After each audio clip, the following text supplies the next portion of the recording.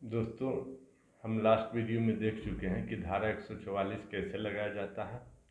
उसके बाद 144 ए में यह देख रहे हैं कि कोई भी प्रोसेसन है, कोई भी मास ड्रिल है, कोई भी mass drill with means armed with deadly weapon है, इवन आर्म्ड विथ डंडाज है, इवन आर्म्ड विथ स्टिक है, उसको जज डिस्ट्रिक्ट मजिस्ट्रेट या एडीएम या एसडीएम चाहे तो रोक सकता है। कितने समय के लिए? तो इसमें इसको ज़्यादा पावर है, डीएम को ही एक्चुअली पावर दिया गया है। स्पेशली एम्पावर्ड होगा तो एडीएम और एसडीएम को भी दिया जा सकता है, लेकिन एक्चुअली ज़्यादा पावर इसलिए सिर्फ डीएम को दिया गया है कि 3 महीने के लिए रोक सकता है। और यदि स्टेट गवर्नमेंट चाहे तो उसको रोकने की जो कार्रवाई है वो 6 महीना के लिए एक्सटेंड कर सकता है।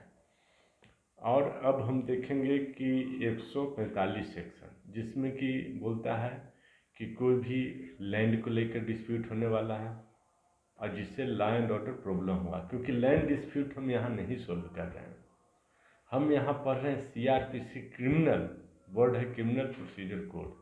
क्राइम को रोकने के लिए जो भी हो सकता है ऑर्डर कर रहे हैं, प्रिवेंटिव डिटेंशन करेंगे, प्रिवेंटिव मेजर्स लेंगे, उसको रोकने के लिए जो भी उपाय है वो करेंगे। तो लैंड का चर्चा कहाँ से आ गया? तो झगड़ा के जड़ क्या है? लैंड है, लैंड ही हुआ ना झगड़ा के जड़। या जाते हुए कोई आपस में एक सिंग फूटा है कि एक दूसरे से लड़ने लगेगा? नहीं। तो झगड़ा का जड़ क्या है? लैंड है। तो उससे क्या है कि मर्डर भी हो जाता है। झगड़ा का जड़ क्या है? वाटर है, पानी है, उससे क्या है? मर्डर भी हो जाता है। झगड़ा का जड़ क्या है? रास्ता, किसी का रास्ता आप रोक रहे हो तो उससे लॉ एंड ऑर्डर सिचुएशन खराब है या खराब होने वाला है। तो डीएम को थाना द्वारा सूचना मिला, किसी व्यक्ति द्वारा सूचना मिला, न्यूज़ पेपर द्वारा सूचना मिला, या उधर से गुजर रहा था तो सूचना मिला, तो दोनों पार्टी को यह नोटिस देगा कि दोनों पार्टी उसके कोर्ट में, एग्जीक्यूटिव मजिस्ट्रेट का भी कोर्ट होता है, डीएम का कोर्ट होता है दोस्तों, तो डीएम कोर्ट के में आए और अपना अपना बात रखें, अपना अपना स्टेटमेंट दे, अपना अपना दावा रखें। और यह नोटिस में यह भी लिखा रहेगा कि किस डेट को आना है और कितना बजे आना है, कितना मीन्स तारीख, डेट, ईयर सब उसमें लिखा रहेगा। ये कहता है 145 सबसेक्शन 1। 3 चीज़ का जिक्र किया गया है, लैंड, वाटर, है ना, और तो लैंड, वाटर और पाथ जो भी है रास्ता। तो लैंड, वाटर, पाथ मतलब ये नहीं कि एकदम स्ट्रिक्टली वही, यहाँ बोल रहा है कि land water, land and water includes building, कोई बिल्डिंग है तो भी लैंड में इंक्लूड कर रहा है, उसका भी डिस्प्यूट है तो आइए अपना दोनों दावा रखिए, सपोर्ट में कागज दिखाइए। उसके बाद मार्केट या फिशरीज, मछली पालने का जो अधिकार है वो तालाब में मछली पाला जाता है। क्रॉप्स या खेती फसल के लेकर कोई झगड़ा हो गया तो वो। अदर प्रोड्यूस ऑफ लैंड, मतलब कोई भी क्रॉप है, कोलेट्रल है, भूसा है, मतलब उसके गन्ना है, उसके पुआल है, उसको लेकर के झगड़ा हो गया तो, है ना। एंड द रेंट्स, मतलब ये रेंट इसका मैं लूँगा, इसका मैं लूँगा, गोतिया आपस में, भाई आपस में, चचा, ये चाचा हैं वो लोग झगड़ा कर रहे हैं तो वो सब भी। और any profit of such property, तो वो सब का भी डिस्प्यूट इसी में काउंट होगा, सेक्शन 145 में। और दोनों को बोला जाएगा कि झगड़ा आप दोनों न करो, पहले अपना अपना दावा यहाँ पेश करो और उसके अनुसार हम आगे डिसाइड इस मुद्दे पर करेंगे और दोनों को ऑर्डर देंगे। दोस्तों, आप मेरा लास्ट वीडियो में देख सकते हैं सम्मन केस और वारंट केस। तो कोर्ट का एग्जीक्यूटिव मजिस्ट्रेट, या आप बोल सकते हैं कि डीएम के कोर्ट का जो भी प्रोसीडिंग होगा वो सम्मन केस की तरह ही प्रोसीडिंग होगा, ठीक है, वारंट केस की तरह नहीं होगा।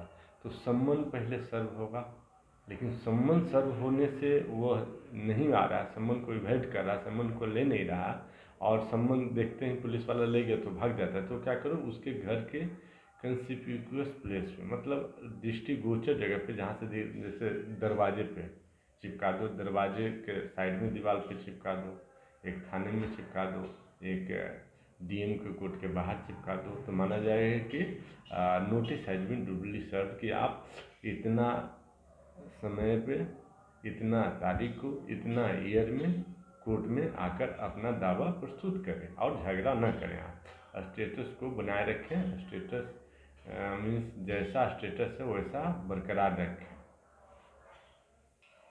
उसके बाद मजिस्ट्रेट क्या करेगा कि दोनों पार्टी को बुलाया, दोनों पार्टी आ गया तो दोनों पार्टी के वन बाय वन पार्टी की बात सुनेगा। उसके सपोर्ट में जो डॉक्यूमेंट्री एविडेंस होगा उसको लेगा। उसके सपोर्ट में कोई ओरल एविडेंस है, due to lack of documentary evidence तभी ओरल एविडेंस लिया जाता है, तो ओरल एविडेंस भी लेगा और उसके बाद जो उसको ऑर्डर करना है वो करेगा। यदि ज़मीन पहले से किसके पोजीशन में, उसका पोजीशन में रहेगा, बाय फोर्स आप ज़मीन से किसी को डिस्पोजेस नहीं कर सकते हो।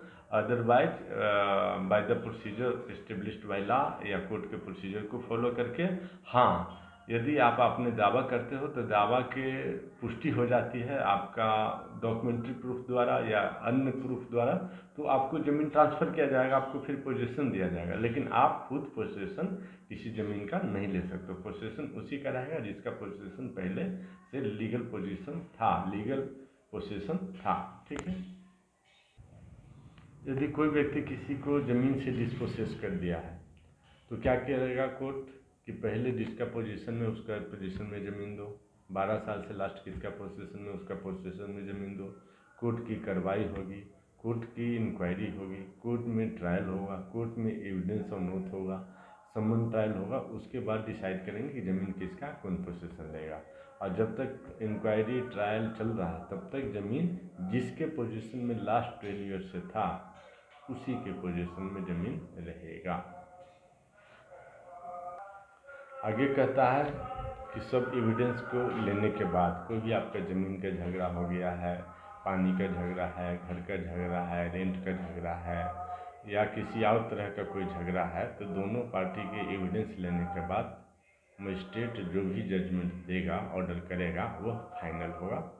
अनटिल अनलेस आप मीन्स जाकर के डिस्ट्रिक्ट एंड सेशन कोर्ट में उसको चैलेंज न कर दो या हाई कोर्ट में या सुप्रीम कोर्ट में चैलेंज न कर दो, तब तक वह जजमेंट फाइल रहेगा। उसको आपको मजिस्ट्रेट इन्फोर्स कराएगी, आपको उसको मानना है जब तक कि हायर कोर्ट द्वारा वो जजमेंट को उल्टा न कर दिया जाए, सेट असाइड न कर दिया जाए, तब तक आपको उस जजमेंट को, ऑर्डर को मानना होगा। ये सब होते हुए यदि मजिस्ट्रेट या डीएम को लगेगा, डिस्ट्रिक्ट मजिस्ट्रेट को, कि पार्टी में फिर भी आपस में मनमुटाव, झगड़ा, दंगा, राइट, मारपीट, मर्डर हो सकता है या एक दूसरे को कर सकते हैं, तो डिस्ट्रिक्ट मजिस्ट्रेट क्या करेगा कि 107 पे बेल बॉन्ड उनसे भरा लेगा, बॉन्ड भरा लेगा, मतलब सिक्योरिटी ले लेगा, बॉन्ड ले लेगा, for keeping peace, for maintaining peace and keeping the good behaviour. अब चलिए सेक्शन 126, 146, 146 में कहता है कि यदि मजिस्ट्रेट को लगेगा कि दोनों का डॉक्यूमेंट देने से, गवाह को एविडेंस को लेने से यह लग रहा है मजिस्ट्रेट को कि दोनों में से कोई भी पार्टी प्रोपर पोजीशन में नहीं था या पोजीशन अभी तक ज़मीन का इन दोनों में से किसी को नहीं मिलना चाहिए, और फर्दर इंक्वायरी होगा तो देखा जाएगा, फर्दर ट्रायल होगा तो फाइनल होगा तो देखा जाएगा, ऑर्डर पास किया जाएगा। तो तब तक क्या करेगा कोर्ट, उस ज़मीन को अटैच कर लेगा कोर्ट में, और एक रिसीवर अपॉइंट करेगा कि उस पर किसी का लायबिलिटी है, किसी का कर्ज है, किसी का कुछ देनदार है, तो उसको देगा, उससे जो भी प्रॉफिट होता है उसको हिसाब किताब रखेगा। और यदि वह ज़मीन किसी कोर्ट में चैलेंज किया गया है, इस कोर्ट मतलब स्टेट कोर्ट उसका कॉम्पिटेंट अथॉरिटी नहीं है यह डिसाइड करने के लिए कि ज़मीन किसका होगा, बियॉन्ड इसके पावर में है, तो सिविल कोर्ट में केस होगा। सिविल कोर्ट जो फैसला देगी या फ्रेश रिसीवर अपॉइंट कर दे सिविल कोर्ट ने, तो ये ऑर्डर करेगा कि हमारा जो रिसीवर है अपॉइंट हुआ है वह उस कोर्ट के रिसीवर को अपना हिसाब किताब हैंड ओवर कर दे, ज़मीन हैंड ओवर कर दे, और इस रिसीवर को डिस्चार्ज करेगा। रिसीवर क्या होता है, जैसे वो ज़मीन को देख रेख करेगा, ज़मीन को अपने कब्जे में रखेगा, ज़मीन को लीज पे देगा, ज़मीन को और मॉर्गेज कर सकता है, ज़मीन को किसी तरह से बाउंड्री कर सकता है ताकि कोई खतरा ना आए, ज़मीन पे जो प्रॉफिट आएगा खुद लेगा, जो किसी देनदार है उसको देगा, उस पर लोन है उसको देगा, और जो हिसाब किताब है वो बराबर डायरी में रजिस्टर में मेंटेन करके रखेगा, और उसके बदले वो खर्चा लेगा। उसके बदले क्या लेगा? वो पैसा लेगा। ड्यूटी कर रहा है तो ड्यूटी के बदले पैसा लेगा। ये है रिसीवर दोस्तों। उसके बाद कहता है कि एक जजमेंट है मद्रास हाई कोर्ट का, कहता है कि passing of order without proper inquiry is nullity, है ना।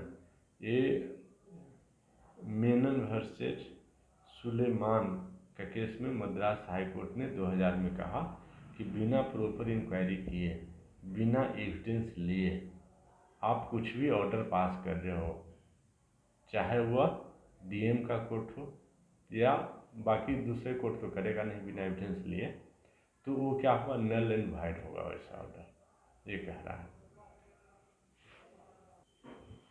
अब इसमें एक सुप्रीम कोर्ट का जजमेंट है दोस्तों, जिसमें धर्मपाल वर्सेस रामश्री के केस में 1993 में सुप्रीम कोर्ट ने कहा है कि जो डीएम का कोर्ट है, determination of right by the competent court of parties, है ना, spoken of in section 146 has not necessarily to be final determination. जो डीएम का कोर्ट है उसको फाइनल जजमेंट नहीं माना जाएगा। It may be even tentative at the interim stage, या इंटरिम स्टेज पे तब तक लॉ एंड ऑर्डर मेंटेन के लिए ऑर्डर है वह माना जाए तो ठीक है, वहाँ तक ठीक है। When the competent court passes an order और इंटरिम इंजंक्शन और appoint a receiver in respect of such subject matter of dispute pending, then it will be final decision in the suit. भाई ज़मीन के झगड़ा को निपटाने के लिए क्या डीएम एक कॉम्पिटेंट अथॉरिटी है? तो सुप्रीम कोर्ट बोलता है नहीं। तो क्या आपको तो ज़मीन के झगड़ा को निपटाना नहीं तो क्या करना है? आप तो यहाँ मारपीट न हो जाए, मर्डर न हो जाए, राइट न हो जाए, अफरे न हो जाए, दंगा न हो जाए, ये सब रोकने के लिए हो ना। तो ज़मीन के झगड़ा का निपटारा आपके द्वारा डिटर्मिनेशन दोगे तो फाइनल नहीं है बोला। वो तब तक है जब तक कि लॉ एंड ऑर्डर मेंटेन ना हो जाए, और तब तक भी बरकरार रखा जाता है जब तक कि किसी कोर्ट में केस फाइनल ना हो जाए या किसी कोर्ट में ट्रायल शुरू ना हो जाए, प्रॉपर कोर्ट सिविल कोर्ट में ट्रायल शुरू ना हो जाए, तब तक आपके ऑर्डर को माना जाएगा। उसके बाद किसी कॉम्पिटेंट कोर्ट में, सिविल कोर्ट में, जुडिशियल मजिस्ट्रेट के कोर्ट में कोई भी ट्रायल शुरू हो गया, कोई भी प्रोसीडिंग सिविल सूट का शुरू हो गया, तो आपका ऑर्डर को नल एंड वाइड हो जाएगा। सेक्शन देखिए दोस्तों कि 147 है। इसमें बेसिकली क्या है कि किसी का रास्ता आप रोक दिए हैं तो रास्ता मांगने के लिए सेक्शन 147 किया जाता है। लेकिन रास्ता क्या खेत में दिया जाता है? नहीं, रास्ता तो घर में दिया जाता है। खेत में तो अलंग पर चढ़ के जाओ और खेत को जोत लो अपना, या खाली खेत रहता है उसी समय एक साथ सभी खेत का जुताई बुआई जो भी होना होता है। तो कह रहा है कि dispute concerning right of use of land और वाटर, दूसरे के ज़मीन से रास्ता लेने का अधिकार किसको है? यदि आप मकान बना रहे हो तो आप किसी के रास्ता बंद नहीं कर सकते हो। ये पंचायत का भी रूल है, म्यूनसिपैलिटी का भी रूल है और गवर्नमेंट का भी रूल है, और पर्सनली भी ऐसा होना चाहिए कि किसी का रास्ता बंद कैसे हो सकता है। तो रास्ता उसको मिलने का अधिकार है। तो रास्ता देने का ऑर्डर दोनों पार्टी के सुनने के बाद मजिस्ट्रेट, डिस्ट्रिक्ट मजिस्ट्रेट कर सकता है। यही है सेक्शन 147। अब इसका एक लास्ट सेक्शन रह गया दोस्तों, सेक्शन 148। इसमें कहता है कि यदि डीएम को लगा, डीएम एडीएम या एसडीएम को लगा कि इस मैटर में इंक्वायरी ज़रूरी है। इंक्वायरी क्या होता है दोस्तों? ट्रायल छोड़कर मजिस्ट्रेट जो भी करता है वो इंक्वायरी है। पुलिस एविडेंस कलेक्ट करने के लिए, एविडेंस इकट्ठा करने के लिए जो भी करता है वो इन्वेस्टिगेशन है। और सेम इन्वेस्टिगेशन यदि मजिस्ट्रेट द्वारा किया जाता है तो वह, या मजिस्ट्रेट के ऑर्डर से कोई करता है तो वह कहलाता है इंक्वायरी। और मजिस्ट्रेट को लगता है कि इंक्वायरी पहले करते हैं, इंक्वायरी का रिपोर्ट लेते हैं, फिर अपना ऑर्डर करेंगे। तो इंक्वायरी के जो भी खर्च है वो पार्टी पर, जिसको भी फिट समझे कि इस पार्टी को इस इंक्वायरी का खर्च देना चाहिए तो वो पार्टी देगा। और यदि उसमें वकील लगा है तो वकील का खर्च भी देगा। यदि उसमें वकील इंगेज करना पड़ा तो वकील का खर्च देगा। और विटनेस को बुलाना पड़ रहा है, वो इंडिपेंडेंट विटनेस जो दोनों पार्टी यहाँ बोला नहीं है, लेकिन ऐसा लग रहा है कि इस विटनेस को बुलाना चाहिए। अब उस विटनेस को बुलाया जाएगा तो उसका आने जाने का खर्च, एक दिन का उसका लेबर का मजदूरी जो भी 600 रुपया होता है, वो नाश्ता पानी भोजन का खर्च सब कैश में, जिस पार्टी से उचित समझेगा डीएम उस पार्टी से उसको चार्ज कर देगा, उस पार्टी को उसको खर्च देना है। बस ये चैप्टर में इतना ही दोस्तों। अब चैप्टर 11 शुरू होगा नेक्स्ट वीडियो से। इसमें कहता है preventing action of the police to prevent cognizable offence. Cognizable offence को प्रिवेंट करने के लिए क्या करेगा? तो क्या करेगा? अरेस्ट कर लो ना। उसके बाद information of design to commit cognizable offence. ऐसा लग रहा है कि कॉग्निजेबल ऑफेंस कर रहा है तो प्रिवेंटिव डिटेंशन में कर दो, आप शक के आधार पर ही जेल में रख सकते हो, है ना। कॉग्निजेबल ऑफेंस सीरियस ऑफेंस होता है दोस्तों, और उसको दो भाग में माना है, हीनियस क्राइम और सीरियस क्राइम। तो उसमें तो अरेस्ट करो, नहीं तो ऑफेंस हो जाएगा तो फिर क्या, फिर तो जो करना कोर्ट को ही करेगा, कोर्ट करेगी। उसके बाद कहता है सेक्शन 151 में का arrest to prevent the commission of cognizable offence को प्रिवेंट करने के लिए आप अरेस्ट कर लो। तो ये सब हम चैप्टर 12 सेक्शन 149 एंड फर्दर देखेंगे नेक्स्ट वीडियो में। तब तक के दोस्तों थैंक यू, बाय।